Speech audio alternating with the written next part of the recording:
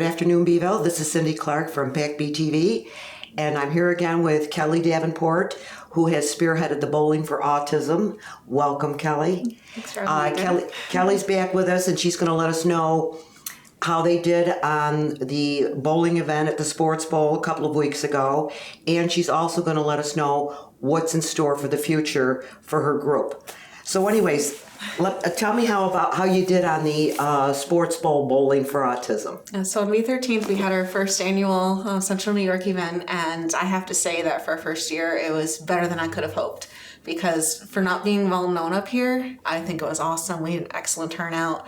We had over 50 raffles, and we had so many sponsors and big names from, I can't even name them all off the top of my head because we just had a good showing. We had the local community involved. We had a live band. The Guyan band did an awesome job. They even got asked back from the bowling alley to do other events. And we raised over $1,000 so far, and we're still counting numbers. So it was excellent. I couldn't have asked for a better day for our first year out, and people were already asking for the next event, which we did book that day.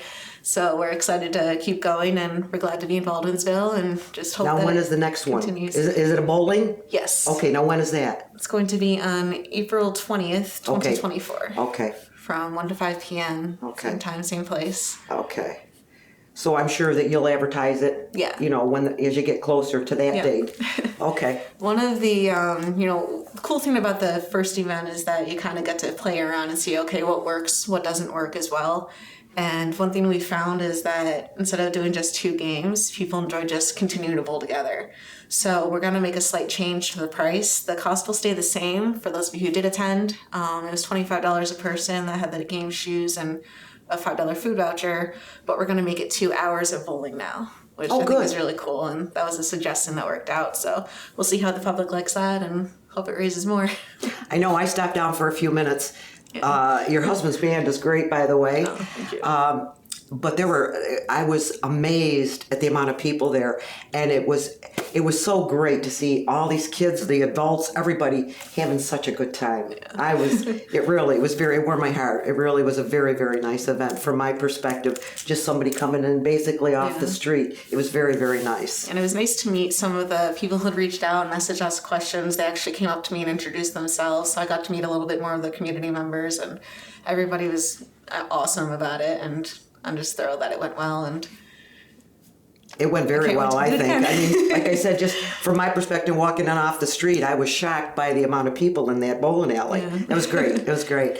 Now, what do you have coming up? You have something coming up pretty soon, don't you? Yeah. So last month, April 21st, we were supposed to have the We Care Wednesdays that the Syracuse Mets hosted. We were one of the organizations chosen to basically be promoted, and came with a concourse table where we could put our information, a first pitch, but that game ended up getting postponed.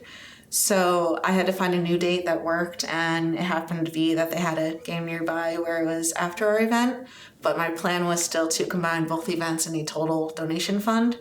So this Saturday, May 27th at 6:35, we will be doing the We Care Wednesday on Saturday for Bowling for Autism, and I will be the person throwing a ceremonial first pitch again.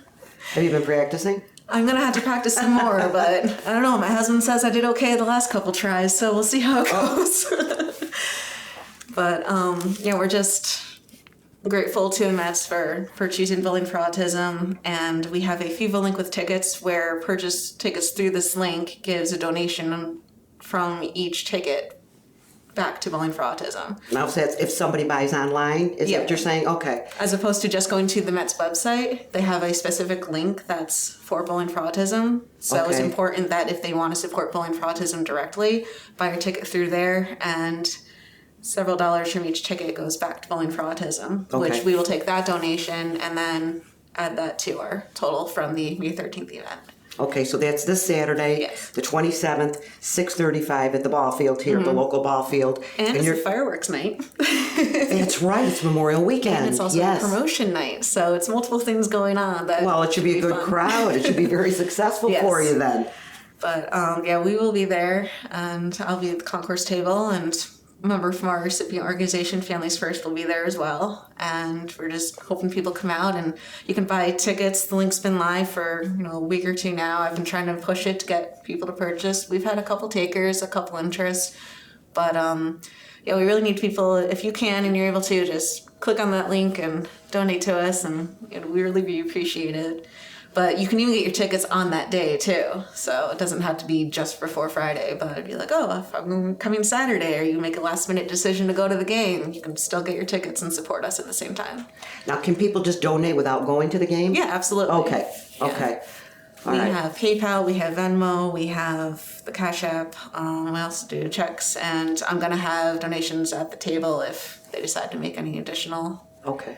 But yeah, I added multiple ways to, digital world and everything to make it easier for everyone. And I know me, I don't carry cash very often, so I know a lot of people are like that now, and I just try to make it easy where they want to help a good cause, but they don't have cash on them. Well, that's the way it is anymore. It's all everything's done with credit. I grew up in cash society years ago, and it's taken a while for me to get adjusted to all that, but I get it. I see why it works like that.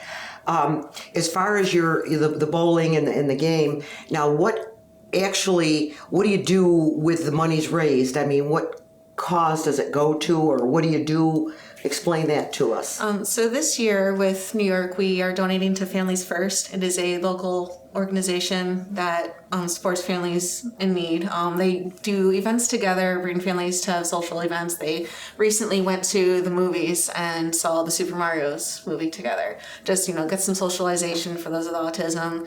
They help to get items together and resources that families might need in their homes to support their loved ones with special needs.